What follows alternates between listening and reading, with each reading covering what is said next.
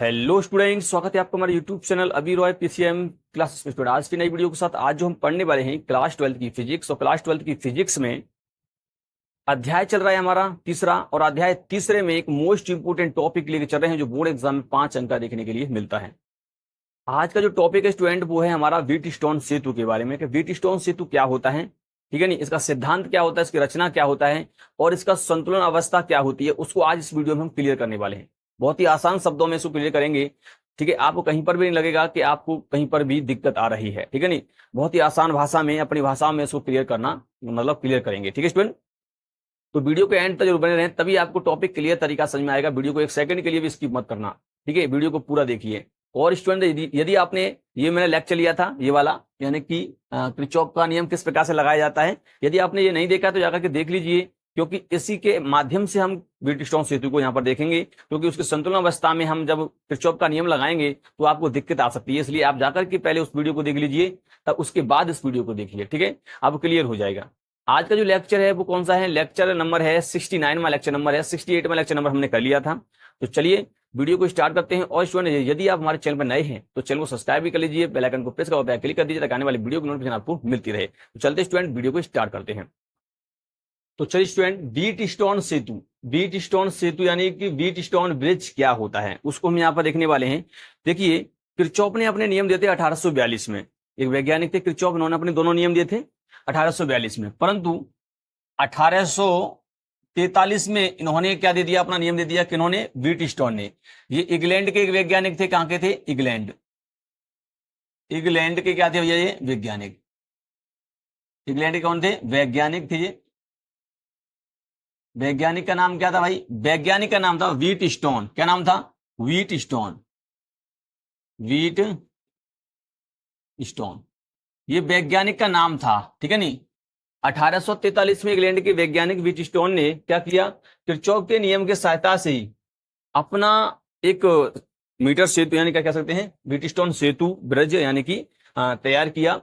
उन्होंने क्या बताया, उन्होंने अज्ञात प्रतिरोध ज्ञात करने के लिए इस सेतु को बनाया था। अगर हमें किसी का प्रतिरोध ना पता हो तो उसका हम प्रतिरोध ज्ञात कर सकते हैं, ठीक है नहीं, क्या कर सकते हैं, प्रतिरोध ज्ञात कर सकते हैं।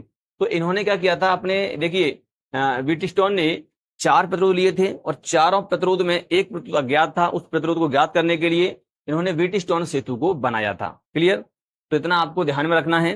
तो व्हीटस्टोन सेतु है क्या चीज, व्हीटस्टोन सेतु एक युक्ति है, क्या है, एक युक्ति है जिसके माध्यम से हम क्या कर सकते हैं, अज्ञात प्रतिरोध को ज्ञात किया जा सकता है। क्या कर सकते हैं, अज्ञात प्रतिरोध को। तो आप यहाँ पर लिख सकते हैं, इसकी अगर आप परिभाषा लिखना चाहो तो किस प्रकार से लिखेंगे, व्हीटस्टोन सेतु लिखेंगे, एक ऐसी युक्ति है, यह एक, लिखेंगे, यह एक ऐसी युक्ति है, ऐसी युक्ति है जिसके जिसके द्वारा अज्ञात, अज्ञात यानी कि ऐसा प्रतिरोध जिसका हमें मान पता ना हो, अज्ञात प्रतिरोध, अज्ञात प्रतिरोध का मान ज्ञात किया जा सकता है, किया जा सकता है, ठीक है नहीं। यह एक ऐसी युक्ति है जिसके द्वारा अज्ञात प्रतिरोध का मान ज्ञात किया जा सकता है। इसमें 4 प्रतिरोध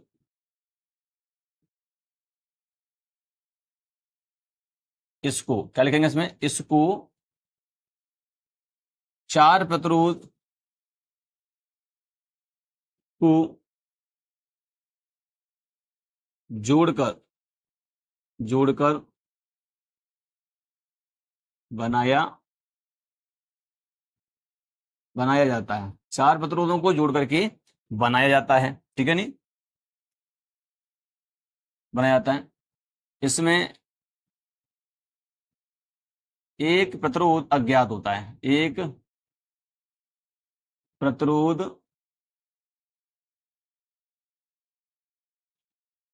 अज्ञात होता है। तो इस संपूर्ण व्यवस्था को, इस संपूर्ण व्यवस्था व्यवस्था को व्हीट स्टोन ब्रिज कहा जाता है। व्हीट स्टोन सेतु कहा जाता है। इसका नामकरण तो केवल एक वैज्ञानिक थे जिनका नाम था व्हीट स्टोन, उसी के आधार पर किया गया था। ठीक है, यानी कि इससे क्या होता है, यह एक ऐसी युक्ति है जिसके द्वारा अज्ञात प्रतिरोध का मान ज्ञात किया जा सकता है। इसको 4 प्रतिरोध को जोड़ करके बनाया जाता है, इसमें एक प्रतिरोध अज्ञात होता है। तो इस संपूर्ण व्यवस्था को व्हीट स्टोन सेतु कहा जाता है, जो पानीपत आपका बनता है। Clear student? तो ये आपका क्या था, व्हीट स्टोन, मतलब ये व्हीट स्टोन ने दिया था, इसलिए इसका नाम व्हीट स्टोन सेतु पड़ा। क्लियर? इसमें 4 प्रतिरोध होते हैं, इसमें एक प्रतिरोध अज्ञात होता है। चलिए अब मैं इसका रचना की बात करते हैं। किसकी बात करेंगे? रचना। इसकी रचना क्या होगी? कंस्ट्रक्शन की बात करेंगे इसकी, हम रचना की बात करेंगे, यानी कि इसका चित्र किस प्रकार से बनाएंगे वो हम यहाँ पर देखते हैं। चलिए स्टूडेंट, अब यहाँ पर हम देखते हैं इसका हमें क्या बनाना है, इसका अब डायग्राम बनाना है, यानी कि रचना करना है कि इसका रचना किस प्रकार से किया जाता है। तब उसके बाद हम देखेंगे इसका सिद्धांत।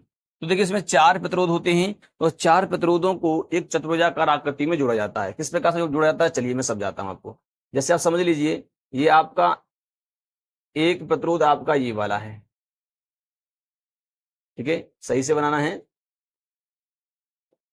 ठीक, एक प्रतिरोध ये वाला है आपका, और इसमें हमें करते हैं दूसरा प्रतिरोध। देखिए इस प्रकार से,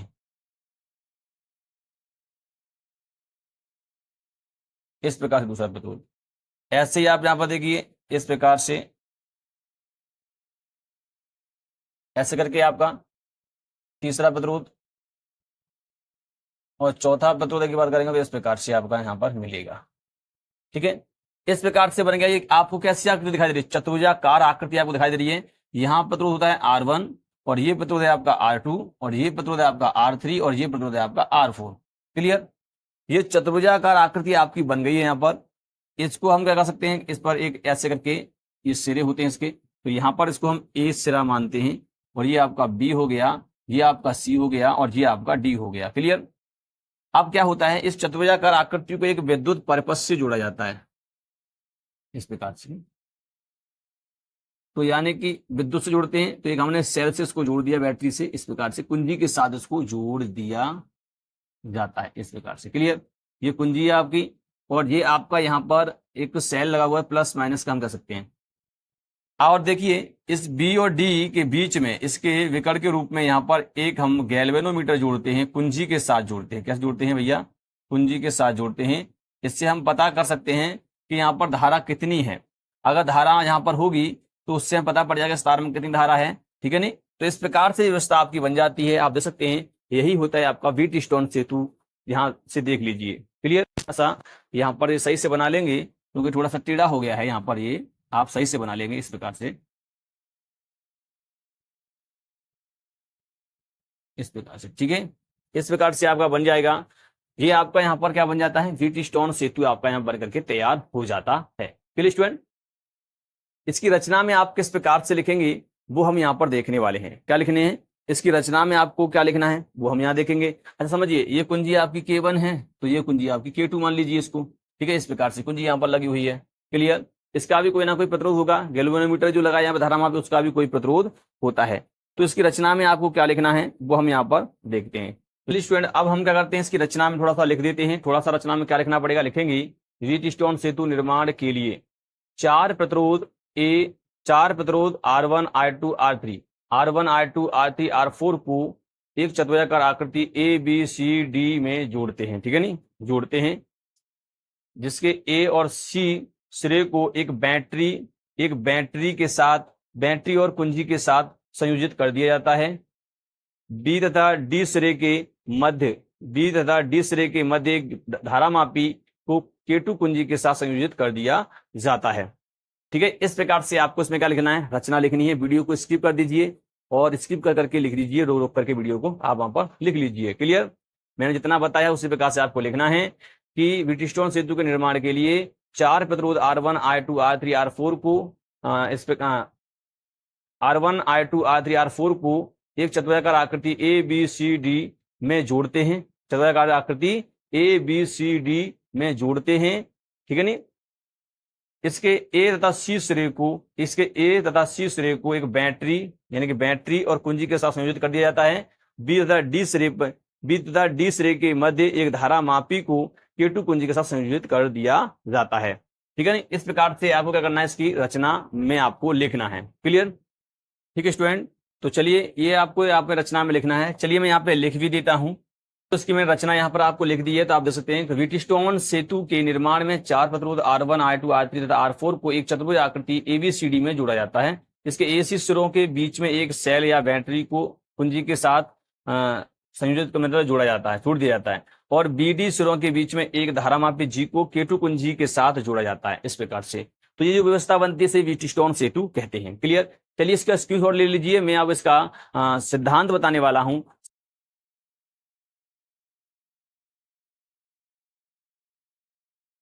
चलिए स्टूडेंट, अब हम बात करते हैं सिद्धांत की बात करते हैं। सिद्धांत यानी कि प्रिंसिपल क्या होता है इसका, कि सिद्धांत पर कैसे काम करता है उसको यहाँ पर देखने वाले। चलिए ठीक है, तो सिद्धांत में आपको क्या लिखना होगा, सिद्धांत क्या होता है इसका समझिए। कि देखिए व्हीटस्टोन सेतु निर्माण में चारों प्रतिरोधों को इस प्रकार से जोड़ा जाता है कि धारामापी में कोई विक्षेप ना हो।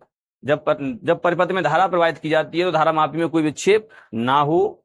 इस स्थिति में व्हीटस्टोन सेतु संतुलन अवस्था में होता है। यही इसका सिद्धांत होता है। क्या होता है, यही इसका क्या होता है भैया, सिद्धांत होता है। ये आपको ध्यान में रखना है। क्लियर, तो आपको ध्यान में रखना है। इसको हम इससे मिला देते हैं क्योंकि कुंजी है, हाँ, तो ये बंद मतलब एक तरह से ऑन है। क्लियर, तो चलिए मैं सिद्धांत को यहाँ पर लिख देता हूं, ठीक है। उसके बाद आप उसको नोट कर लीजिए। चलिए स्टूडेंट, सिद्धांत में आपको क्या लिखना है कि व्हीटस्टोन सेतु निर्माण में प्रतिरोधों को इस प्रकार जोड़ा जाता है कि जब परिपथ में धारा प्रवाहित की जाती है तो धारामापी G में कोई विक्षेप ना हो। इस स्थिति में सेतु संतुलन अवस्था में कहलाता है। ये स्थिति इसकी संतुलन अवस्था की होती है, संतुलन अवस्था में कहलाता है। अर्थात हम कह सकते हैं अर्थात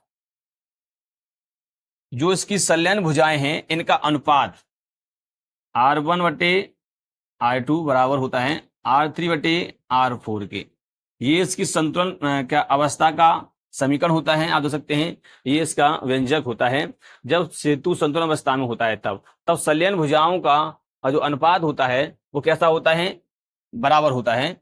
यानी कि R1/R2 बराबर होता है R3/R4 के। क्लियर, तो इसी प्रकार से आपको लिखना है इसका सिद्धांत कि व्हीटस्टोन सेतु निर्माण में प्रतिरोधों को इस प्रकार जोड़ा जाता है कि जब परिपथ में धारा प्रवाहित की जाती है तो धारामापी G में कोई विक्षेप ना हो। तो इस स्थिति में सेतु संतुलन अवस्था में कहलाता है। अर्थात R1/R2 बराबर R3/R4 होता है। क्लियर, यानी कि यह जो संतुलन अवस्था का ही क्या होता है, व्यंजक होता है। इसको आपको ध्यान में रखना है। चलिए ये व्यंजक आया कहां से, इस व्यंजक की हम बात करने वाले हैं। क्लियर, तो यहां तक इसको नोट कीजिए। अब मैं यहाँ पर क्या करूंगा, मैं इस व्यंजक को लेके आऊंगा, इसको मैं सबको रफ कर दूंगा, ठीक है, केवल चित्र रहेगा। आप इतना नोट कीजिए। अब हम इस व्यंजक को यहाँ फाइंड करने वाले हैं। चलिए स्टूडेंट, अब हम देखते हैं कि ये जो व्हीटस्टोन सेतु है वो संतुलन अवस्था में किस प्रकार से होता है। यानी संतुलन अवस्था की गणना यहाँ पर हम करने वाले हैं। जो अभी हमने फॉर्मूला R1/R2 बराबर R3/R4 हमने देखा था, R3/R4 देखा था। तो वो समीकरण आया कहां से था वो हम यहाँ पर देखने वाले हैं। वो संतुलन अवस्था में ऐसी कंडीशन होती है। तो चलिए उसको हम यहाँ पर देखने वाले हैं। तो देखिए ये आपका व्हीटस्टोन सेतु है ना। इसमें धारा आ रही है यहाँ से इस प्रकार से। पहले आप धारा का डिसाइड करेंगे इस पूरे परिपथ में। तो धारा यहाँ से I आ रही है, क्या आ रही है, I। अब ये धारा जब यहाँ पर आएगी तो इसको दो डायरेक्शन मिल रही है और किरचॉफ का प्रथम नियम यहाँ पे लग जाएगा। संधि पर जितनी धारा यहाँ पर संधि है, जितनी धारा आएगी उतनी धारा जाएगी, परंतु यहाँ डबल हो जाएगी। देखिए मतलब डबल का मतलब यह है कि दो भागों में बढ़ जाएगी। तो यहाँ पर धारा होगी इसकी I1 और यहाँ धारा है आपकी I2। इस प्रकार से धारा जाएगी। अब देखिए फिर से यहाँ पर संधि है यहाँ पर, तो अब धारा क्या होगी, तो इसमें धारा मान लेते हैं कि चलेगी इसमें I3 I1 में से, और तो इसमें से धारा कितनी जाएगी, तो इसमें से जाएगी आपकी I1 माइनस की I3, क्योंकि यही तो बचेगा। I1 आ रही है, I3 चली गई तो इसमें से घटा देंगे, बची धारा इसमें से जाएगी, ठीक है नहीं। इसी प्रकार से धारा यहाँ से आ रही है, ऐसे करके धारा जाएगी। और यहाँ से इस प्रकार से I2 यहाँ से आ रही है और I3 यहाँ से आ रही है, तो I2 प्लस I3 जुड़ करके आपका यहाँ पर जाएगी धारा। और पुनः जब इसको यहाँ पर जोड़ेंगे तो फिर से क्या हो जाएगी, यहाँ पर I हो जाएगी। तो इस प्रकार से हम धारा का डिसाइड यहाँ पर कर लेंगे। क्लियर, चलिए अब यहाँ पर हम किरचॉफ के नियम से यहाँ पे हम करने वाले हैं। किससे करने वाले हैं, किरचॉफ के नियमानुसार। तो यहाँ पे हम करेंगे किरचॉफ के नियम से, किरचॉफ के नियमानुसार, किरचॉफ के नियम से यहाँ पर हम देखने वाले हैं, किरचॉफ के नियम से। तो यहाँ पर देखिए हम एक लूप मानेंगे, यहाँ पर दो लूप हो जाएंगे, एक ये वाला लूप हो जाएगा आपका, ये वाला, ठीक है नहीं, पहला, दूसरा लूप आपका ये वाला हो जाएगा। इस प्रकार से ये दो लूप हमने यहाँ पर लिए हैं, इन दोनों लूपों में हम किरचॉफ का नियम लगाएंगे। कौन सा नियम लगेगा बताइए इसमें? केवीएल नियम लगेगा। चलिए सबसे पहले हम बात करते हैं आपका इस वाले लूप में। तो यहाँ पर बात करेंगे बंद लूप वन, यानी कौन सा है? A B D A. मैंने पहले ही आपको बता दिया था कैसे लगाते हैं, ए बी डी ए में केवीएल नियम लगाइए इसमें। जिन बच्चों ने लगाना देख लिया है, समझ लिया है इसके पिछले वाली वीडियो में, तो उनको तो आसान लगेगा ये, क्योंकि मैंने सिखाया है पिछली वाली वीडियो में, ठीक है। तो लगाइए इसमें। तो ए से डी जाएंगे, ए से बी जाएंगे, क्या मिल रहा है? धारा के डायरेक्शन में जा रहे हैं, तो माइनस का हो जाएगा यहाँ पर I1 R1, ठीक है नहीं। बी से डी जाएंगे, देखिए बी से डी जा रहे हैं, तो बी से डी जाएंगे, तो देखिए इसका हम प्रतिरोध मान लेते हैं। यहाँ हम जो जी है, इस जी का प्रतिरोध मान लेते हैं, कितना मान लेते हैं? R5 मान लेते हैं। क्या मान लेते हैं? R5। इतना आपको ध्यान रखना है। तो मैं R5 मान के चलूंगा इसका। तो धारा की डायरेक्शन ऐसे है, प्रतिरोध भी यहाँ पर ऐसे है, तो इसका मतलब यहाँ पे भी क्या आ जाएगा? माइनस का आएगा। तो I3R4 5, ठीक है नहीं। अब देखिए डी से ए आइए, डी से ए आएंगे लूप में, तो क्या हो जाएगा? धारा ऐसे है, हम आ रहे ऐसे हैं, तो यहाँ प्लस में आएगा, तो प्लस में आएगा I2R2, क्लियर। और सभी वोल्टताओं का योग 0 होता है। अब देखिए इसे कर लीजिए, एक काम करते हैं, इसमें आप एक काम कीजिए कि देखिए संतुलन की अवस्था के लिए हम क्या करते हैं बाद में देखेंगे, पहले आगे देखिए। इतना आपने कर लिया, चलिए अब नीचे आइए। अब हम दूसरा लूप लेते हैं। ये आपका केस पहला था, यहाँ पर मैंने ले लिया था। और दूसरे केस में अगर हम बात करें, यहाँ पर केस नंबर सेकंड की, देखिए अभी आपको समझ में आ जाएगा, मैंने यहाँ पर छोड़ दिया है इसको। अब मैं यहाँ पर दूसरा लूप लेता हूं, बी सी डी बी। कौन सा लेता हूं? बंद लूप 2। क्या है? बी सी डी बी में केवीएल नियम लगाइए इसमें। अगर लगाओगे आप तो लगा सकते हैं, आप इस वाले लूप में आप केवीएल नियम लगा सकते हैं। कैसे लगाएंगे? बी से सी जाएंगे, तो I1 माइनस I3, इसका होना इसमें जाएगा, धारा की डायरेक्शन में तो माइनस में आएगा, तो माइनस का आएगा यहाँ पर I1 माइनस की I3, और यहाँ पर हो जाएगा R3, क्लियर। आगे जाएंगे, सी से डी आएंगे, तो देखिए 4 प्रतिरोध, धारा ऐसे है, हम आ ऐसे रहे हैं, तो किस में आएगा? प्लस में आएगा, तो I2 प्लस I3, और यहाँ पे R4 हो जाएगा, क्लियर यहाँ तक। इसके बाद देखिए डी से आप बी जाओगे, धारा ऐसे आ रही है, हम जा रहे ऐसे हैं, तो यहाँ पर आएगा प्लस में, तो आएगा I3R5, और सही बोलता हूँ योग 0 होता है। एक अब आगे देखिए यहाँ पर, अब करना क्या है? जब सेतु संतुलन अवस्था में होता है, संतुलन अवस्था का मतलब ये होता है कि यानी कि समझिए इसमें विक्षेप 0 होना चाहिए, इसमें धारा नहीं होनी चाहिए, धारा ऐसे ही आए और ऐसे चली जाए, ऐसे आए ऐसे चली जाए, इसमें धारा नहीं होनी चाहिए। तब कहेंगे कि व्हीटस्टोन सेतु जो है संतुलन अवस्था में है, यानी इस पॉइंट का विभव और इस पॉइंट का विभव कैसा है? समान है। जब समान हो जाता है तो संतुलन अवस्था में कहलाता है, इसलिए यहाँ पर विभवांतर 0 होता है इनके बीच में, तो यहाँ धारा प्रवाहित ही नहीं होगी इसमें, ठीक है। तो इस कंडीशन में हम क्या मानेंगे? संतुलन अवस्था में I3 को हम 0 मान लेंगे। क्या मान लेंगे? I3 को 0 मान लेते हैं कि यदि तुम्हारा क्या है, यदि I3 जो है वो कितना है? 0 है। जब 0 हो जाएगा तो ये वाला टर्म देखिए, ये वाला टर्म 0 हो जाएगा, तो यहाँ पर हो जाएगा ये I1R1 और प्लस I2R2 बराबर 0। इसको पक्षांतर कर देंगे तो हो जाएगा I2R2 बराबर हो जाएगा I1R1, प्लस का हो गया। अब देखिए I1 को इसके बट्टे में ले आइए, तो I2 बट्टे में I1, और इसको इसके बट्टे में ले जाइए तो R1 बट्टे में R2, इस प्रकार से हो जाएगा। इसको हम समीकरण फर्स्ट नाम दे देते हैं, हो जाएगा। हाँ, ऐसे इसमें कीजिए। अब देखिए ऐसे इसमें कैसे होगा? यहाँ पर I3 है, वहां पर हमें 0 रखना है, I3 की जगह क्या रखना है भैया? 0 रखना है। तो यहाँ पे भी कीजिए, यदि I3 जो कितना हो जाए? 0 हो जाए। जब 0 हो जाएगा तो ये 0 हो जाएगा, और ये माइनस का है, तो इसका मतलब हो जाएगा I1 माइनस का R3 हो जाएगा, क्लियर। ये 0 हो जाएगा तो ये प्लस का हो जाएगा, यहाँ पर I2 और यहाँ पर R4 हो जाएगा, और ये तो टर्म 0 ही हो जाएगा, क्योंकि यहाँ 0 लगाएंगे तो 0 हो जाएगा, बराबर 0। एक काम कीजिए, ये I2 और R4 है, इसको और इसको इधर ले आइए, R3 को, I1 को नीचे लेके आइए, तो I2 बटे I1 बराबर कितना हो जाएगा? R3 बटे R4 हो जाएगा, क्योंकि ये इसके बट्टे में आ गया और ये इसके बट्टे में आ गया। तो इस प्रकार से बन गया ये समीकरण आपका सेकंड बन गया, वाला आपका बन रहा है। अब ये समीकरण को देखिए और इस समीकरण को देखिए, समीकरण फर्स्ट और सेकंड को देखिए, समीकरण फर्स्ट और सेकंड। तो समीकरण फर्स्ट हुआ सेकंड से, समीकरण फर्स्ट और सेकंड से देखोगे तो यहां पर आपको ये वाला आई टू बटे आई वन सेम है, तो ये इसके बराबर हो जाएगा यहाँ पर। तो R1 बटे R2 बराबर R3 बटे R4। तो ये आपका संतुलन अवस्था की स्थिति का आता है व्यंजक निकल करके इस प्रकार से होता है। जब इस वाले तार में कोई धारा नहीं होगी तब बीट स्टोन सेतु आपका संतुलन अवस्था में कहलाएगा। किरचॉफ का नियम किस प्रकार से लगाया है वो भी आप यहाँ पर देख लीजिए, मैंने पहले ही इसका वीडियो बना दिया है किस प्रकार से लगाया जाता है। Clear student? तो ये होता है आपका स्टोन और लिया जाता है स्टूडेंट, ठीक है। तो इसको ध्यान पूर्वक से देखना है। उम्मीद करते हैं आपको समझ में आ भी गया होगा, ठीक है। अगर वीडियो पसंद आया स्टूडेंट तो वीडियो को एक बार लाइक कर दीजिए और चैनल को सब्सक्राइब करके बेल आइकन को प्रेस कर दीजिए ताकि आने वाले वीडियो की नोटिफिकेशन आपको मिलती रहे। हम मिलेंगे नेक्स्ट वीडियो में। नेक्स्ट वीडियो में हम देखेंगे कि मीटर सेतु क्या होता है, उसके बारे में हम यहाँ पर देखेंगे। इसी का रूप होता है, वो भी अज्ञात प्रतिरोध ज्ञात करने का ही एक युक्ति होती है, ठीक है नहीं। तो वो हम नेक्स्ट वीडियो में देखेंगे। तब तक के लिए जय हिंद।